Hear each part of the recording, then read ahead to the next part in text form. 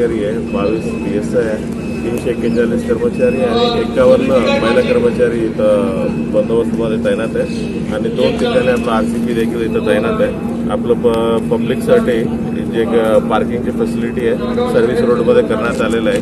आता सकाळी 5 वाजेपासून आपलं बंद सुरू झालेलं आहे की आपलं पोलिंग स्टाफसाठी वेगळं लाईन केलं आणि रावेरला जाणारे पॉलिटिकल पार्टीचं एजंटसाठी एक वेगळं लाईन आणि जळगावला जाणारे पॉलिटिकल पार्टीच्या एजंटसाठी वेगळं लाईन तयार करण्यात आलेलं आहे।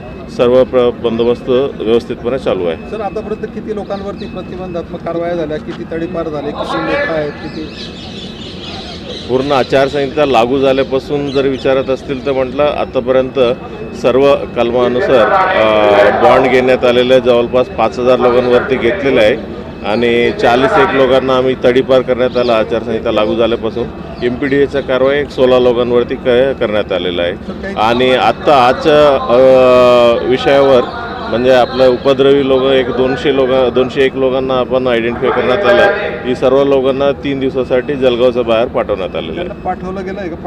पाठवलेलं आहे। सर, एक